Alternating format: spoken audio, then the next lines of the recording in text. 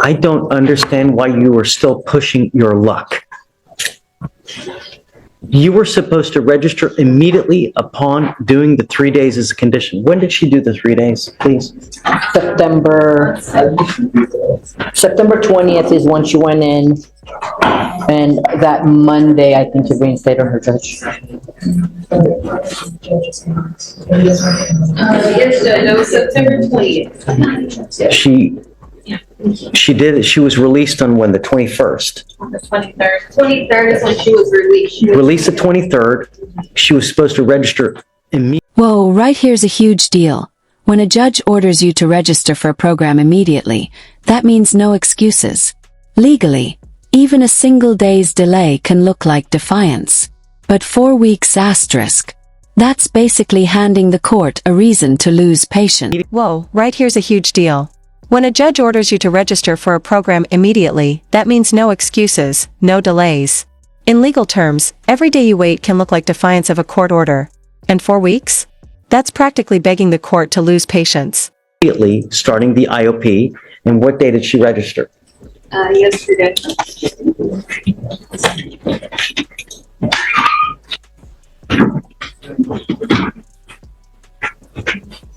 Says her probation officer told her she had a month. I told you here what you were supposed to do.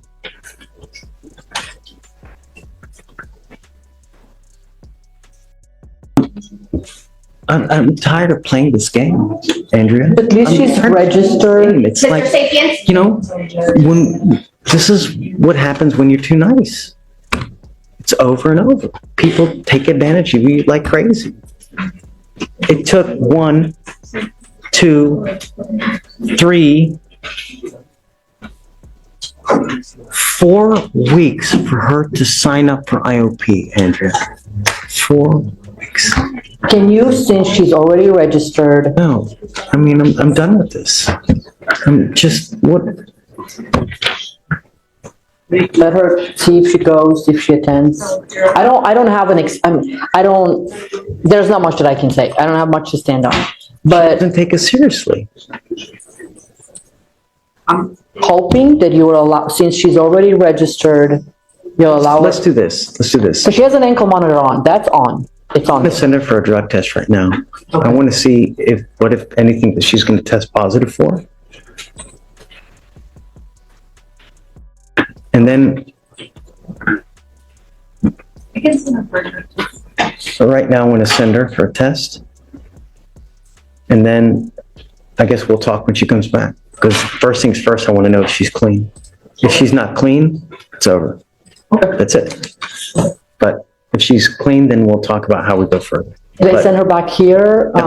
How long? So I know how to manage everything else. I have your cell phone, right? Yes. I'll text you when she comes back. Okay. And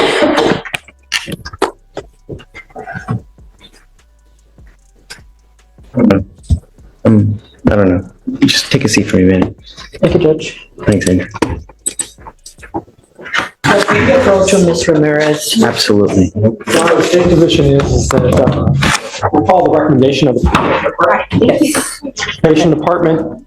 Either feels A, she's reached a point to where they can no longer help her and she needs that higher level of care than the probation department can give her, or B, if the probation department feels that they can still treat her, we follow the recommendation of the probation department, we being Texas. And they requested a 6-month extension, but her last been under 7 months. But Judge, if she registered for classes, there will be leave it in 6 months. I'm not doing a 6-month reset for her to do one class a We week. can bring her to court. We can bring her to court for status updates. I'm 100% on board with that. I think that that's actually a very good idea. But what I'm saying is that the probation department feels that she could be helped with the IOP and SOP. That's my understanding. Please correct me if I'm saying something wrong. My understanding is that probation department feels that they could help her with the IOP SOP.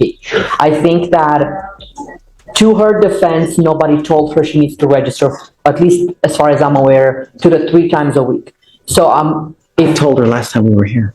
now when we approached, because I was with her, Judge. I told her. I was with her and I don't remember you saying that.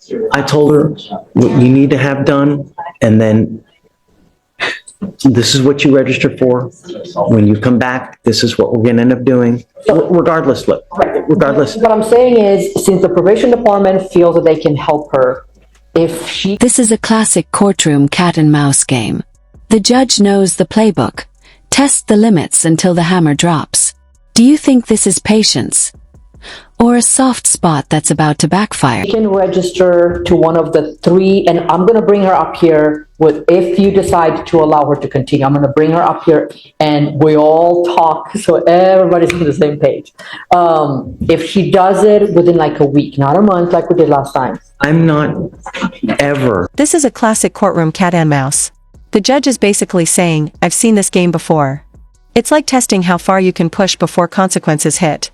What do you think? Is she being too lenient here, or is this the right amount of patience? going to reset her for over 2 weeks at a time And that's because I fine. can't trust anything to happen. And that's fine. And Mr. Lindsay, unfortunately, the way it works is that it's unfortunately, like a little child. They push and they push and they push. And it's childish because they push and they push to see how much they can get away with. And as evidenced here, you sign up the day before court. This is all predicated on if the court does not rescind its order for supervision. What I'm going to do now is I'm going to reset her for 1 week. She has 1 week to sign up for the 3-time-a-week course. She needs to come back, show us that she's done that, and then after that, I'm going to set her off 2 weeks. Every single 2 Can I bring her up weeks. here? So I want her to be part of the conversation, so if she comes back and she doesn't do, so nobody can, so there's no possibility of saying, I'm so over this, it's just ridiculous. Come up, Ms. Ramirez. So I will indefinitely set this case off 2 weeks at a time to make sure that it gets done. Because I can't do 4-week resets anymore, unfortunately. So we are now going to have to micromanage just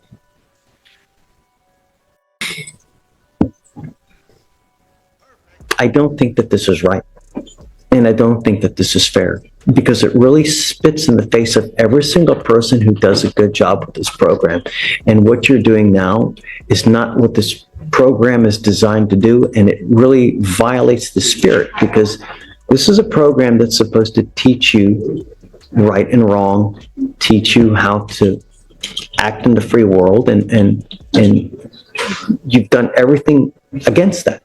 I mean, for you to sign up for the class 1 day before court, it's just, it hurts. And it's shameful. Because when I told you, last time you were here, I told you that I wanted you to sign up immediately after you were done. And you sat there and you waited.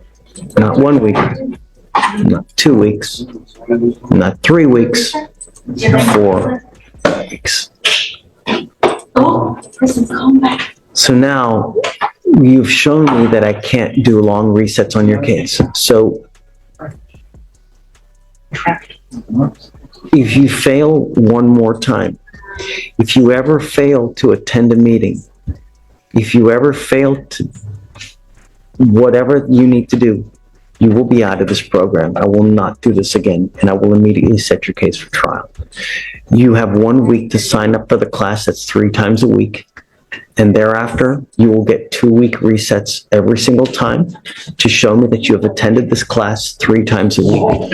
If you fail to go one of those times in a week, because it's the class is designed for you to go 3 times a week, every week, and if you fail to do that, that's it. Do you understand? Yes, sir. Judge, just to make sure we're all on the same page.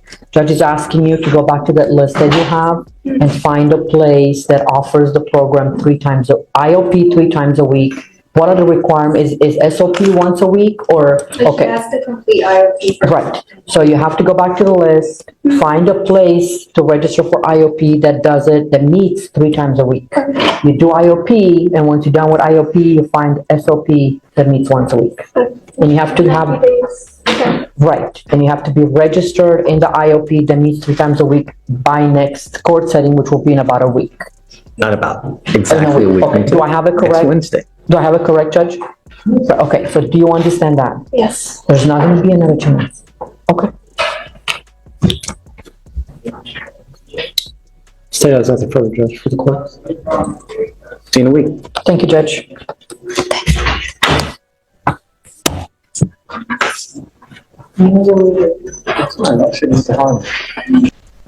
Morning, Mr. Dunham. How's jail? Terrible. Great. That makes me happy. Because you gotta understand, the worse of an experience you have, the higher likelihood when you do eventually get out, you'll think, if I do this, what's gonna happen? If I say this, what's gonna happen? Because that is the most important thing. You gotta understand, we value public safety. It's really, really important to us. So you're here now because it looks like you picked up a case out of state and you want me to set you a bond. Is this right? Yes, sir.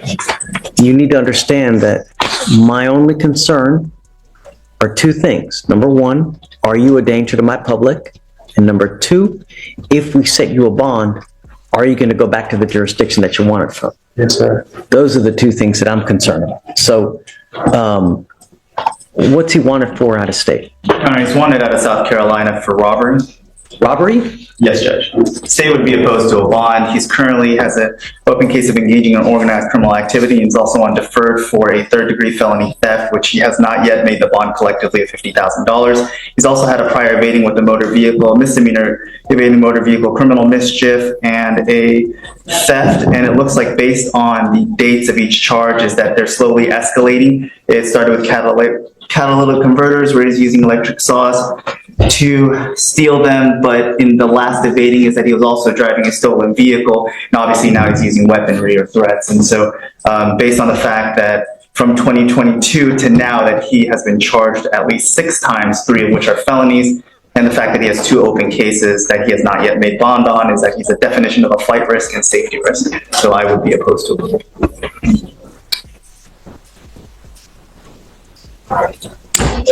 Judge, Mr. Denham is requesting a bond because he has finals on Monday. Finals?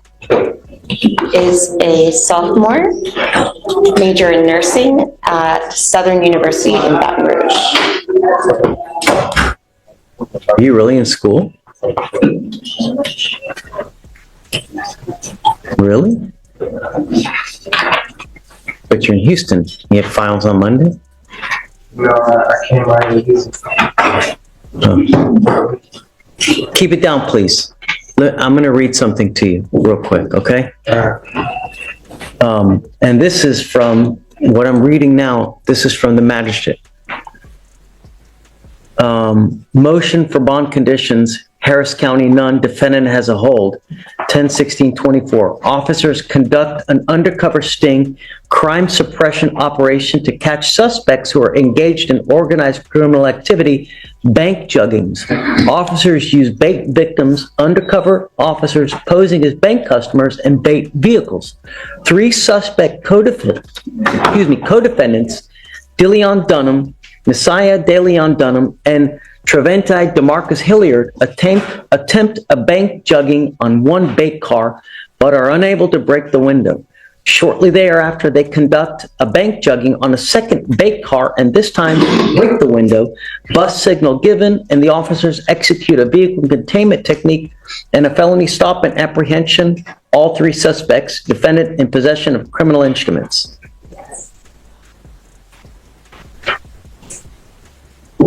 You're on probation for a 3rd-degree felony. You have an open robbery out of a different state. Let me ask you again. Do you really want me to set you a bond?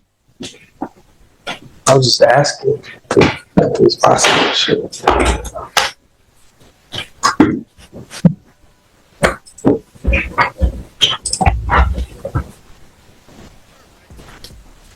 No.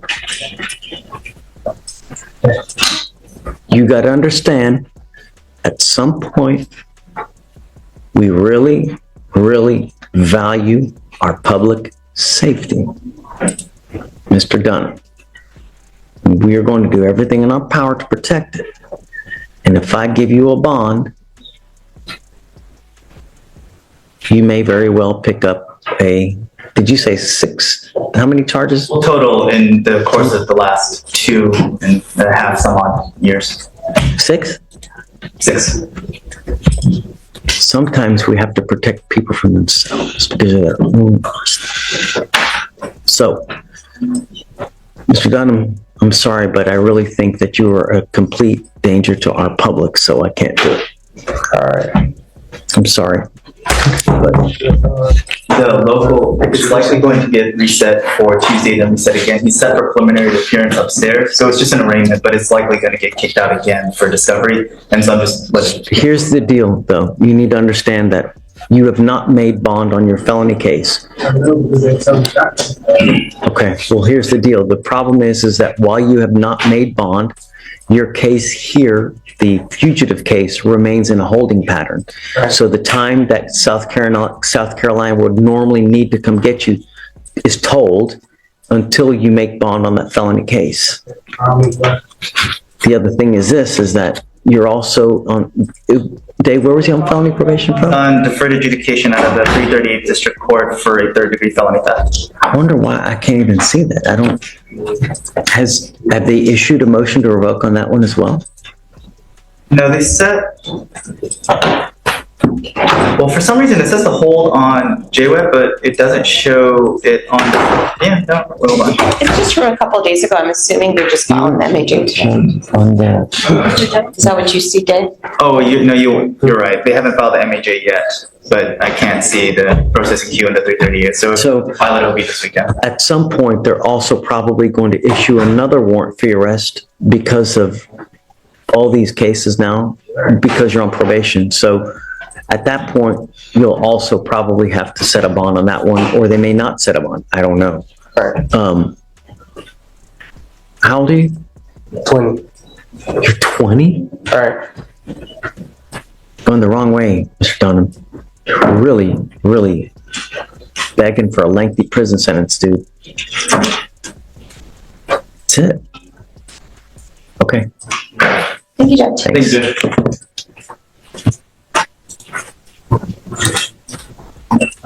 Judge, I would like to say that the BVR is it conflicts with itself. It says there's a tamper, then it says there's alcohol detected, but alcohol cannot be confirmed because of the way it was tampered with. So I don't know if we have further information to. We never do. We never do. And the problem is that what happens is people try to put stuff. What is the one thing I ordered you not to do? Not to drink alcohol, and I haven't. I'm 51 days sober today, and I live in a sober living facility, so I get breathalyzed and drug tested at least 3 to 4 times a week. Anytime that I leave and I come back, I went to an inpatient program, and I completed that. I have my certificate right here. Show me that you have a breath test on 10/26 at 9 in the morning, because what you're telling me is true. You should have a breath test at around that time, and let's see. Yeah, I would have to get with the coordinators of the staff at the place that I live in. I'm sure they have it all logged. You're supposed to have that here today, though. Today is the day that's set for your bond violation hearing. Well, Judge, we didn't go over all that because I was hoping to get more detailed info. It sounds like there's a tamper, but they're not confirming alcohol. They're not confirming alcohol. Because of the tamper. What we have normally is someone does something to the device to the integrity of the device to bypass alcohol detection. They could put a sock in between, they could put a piece of paper in between, they could kind of move it so the skin is not touching the device. There could be a whole myriad of things of how the actual tamper takes place. All we know is that we have a tamper and we have we have alcohol detected. We can't confirm because of the tamper. The nature of the tamper prevents confirmation of alcohol. Judge, sometimes these devices, they're not perfect, Judge. They can't ever tell me what happened. So if there's ever a problem with the device, it is your responsibility to go to the place and get it fixed. Yes, sir, and I did. Whenever I went to Sentinel, I asked the guy who put it on me and was downloading my data, I asked him to tighten it because I felt as if it was too loose. And he did tighten it, and he said he wrote down on his notes that he tightened it for me. I've been sober for 51 days, and How do I know that?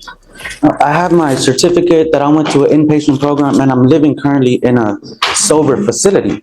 And I'm doing that for myself because I do have an alcohol problem. And I'm 51 days sober as of today. If you're telling me that you have all that information, that they test you frequently, then you should be able to have testing at that time. And if you can show me that you have a breath test at that time that shows that you're not have alcohol on board, then I'll throw the piece of paper away. And we do this, Judge, we do allow us to get time to get those documents for you. We weren't prepared to present that to you today. I was looking to get more info on the actual report. It's supposed to happen today. You guys are supposed to come in between the time we let you know about the violation, to do your diligence, to figure out what the violation is, how it occurred, and how to remedy that. Judge, that diligence isn't on us, Judge. They're the ones alleging this. They need to provide. They're not alleging anything. I am, because you have alleged violations here. It is your duty to show us why We could bring these people that are alleging this tamper, we could bring them and have them testify regarding what they know and what they do not know. Instead of just assuming that they are correct, we could have a hearing. No one's assuming anything. I'm telling you, if you have something that contradicts this, show it. That's what I'm telling you. I also did my due diligence of making them tighten it. I told them to tighten it myself. I understand. And he did say he wrote a note about that. Because I was still that this would happen. Mr. Barahona, I still have alcohol detected, regardless of whether it's tightened or not. The tightening is not the issue. The issue is that there's a tamper and that we have alcohol detected. I have not consumed any alcohol. So show me. I'm telling you how to do it. Reach out to them now, see what you can get. See what evidence is out there to show me, I'll put you guys to the side, reach out to them, see what they have. If you're telling me that they've tested you as frequently as they are, they should have something. Yeah, talk to my client, see how quickly we could get that info. No rush. No rush. Take your time, see what you can find. Okay, Ricardo. Judge, you're approaching on Mr. Ramon Barahona. Do you need until Monday?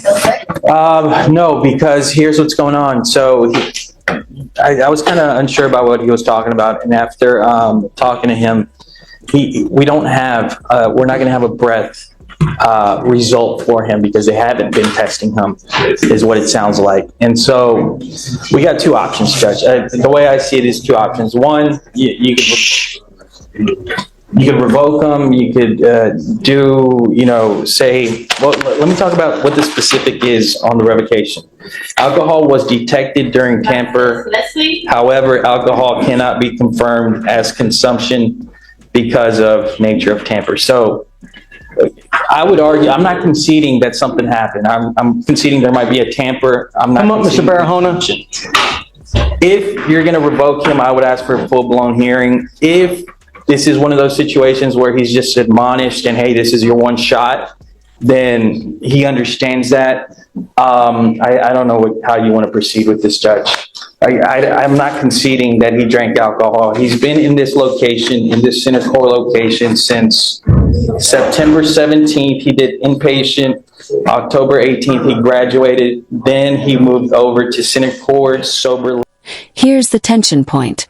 The device says there's tampering and alcohol detection, but he swears he's sober. In court, the violation itself, even without absolute proof, can be enough to bring serious consequences. If you were the judge, would you... Living facility on October 18th. He's been in there since then. We have proof of that. He's been attending 6 meetings per week, 1 counseling session per week, 1 group counseling session per week, 3 AA meetings. He's there. He's doing something. I would ask that we just admonish him. Machines don't test positive for shites and giggles, man. They don't. There has to be something there to make it test positive. Here's the tension point. The device says there was tampering and alcohol detection, but the defendant swears he's sober. In cases like this, the court doesn't need absolute proof of drinking. The violation alone can be enough to crack down hard. If you were the judge, would you believe him? That's the thing, judges hear this all the time. Same story, same denial, same "I've been sober" claim. After a while, it's not just about the facts. It's about whether your credibility can survive the pattern. Well, Judge, on that aspect, It doesn't spontaneously test positive for alcohol. well, For you to say that it does, it's just disingenuous and not true. There has to be something to set the machine off. This shows a real flaw in the system. By the time results come in, weeks have passed. It raises the question, is justice served when the evidence is old? Or does it just trap defendants in a cycle they can't escape? It doesn't spontaneously test positive. I have not consumed alcohol for 51 days as of today. The machine is telling me differently, Mr. Barholt. You know how many people tell me the same thing with the exact same facts that you have? You know how many times I hear it a day? I would assume a lot. If I had one strand of hair every time I heard it, I would look good. Judge, I did talk to him. This wouldn't be much of a solution since this is from 1026, but we could test him today. I don't know how long something stays in the system, if that's the allegation, but he's willing to test today. That's going to be no bearing on me. Right. I mean, this is 2 weeks ago, you know? We get it. I'm just now, unfortunately, they just give us the results now, but And regarding the actual, I've gotten reports before that says what this device is reading. There are reports out there that they can provide. if they don't tamper, then yes, you will get a true and accurate reading. And that's what the problem is that there is something that was tampered with, and Mr. Barahona knows. He's the only one that knows what happened on that date. We don't, because we weren't there. We don't know what happened, so. And there you have it. Deadlines missed, credibility questioned, and a judge walking the fine line between second chances and shutting the door for good. What side are you on here? I'm sorry, Mr. Barahona, but I told you one thing, and I told you one thing only, you know? I would like to state the fact one more time that I did tell the people at Sentinel to tighten it because I didn't want something like this to happen. I don't This think is it's not a matter of tightening, it's a matter of alcohol detection. If a device is loose, it's not going to test positive for alcohol. Do you understand that? I understand what you're- There has to be an intervening event that has alcohol in it for it to test positive. And there's something seriously afoot because the device is telling us that someone is messing with the machine. If we not had the messing with the machine, then we would know whether there was true alcohol consumption or not. But here we have a positive and that you're messing with the machine. Okay, goes with you.